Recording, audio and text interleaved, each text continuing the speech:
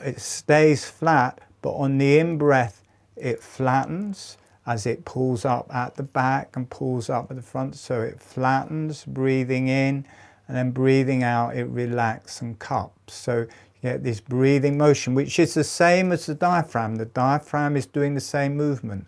Breathing in, breathing out, breathing in, breathing out. And that will align with the holographic breathing, which will start a breathing motion through the whole face, through the cranium, through the brain, down through the spine, down through the whole body. And then you get this breathing motion moving up the body from the feet. Breathing in, breathing out.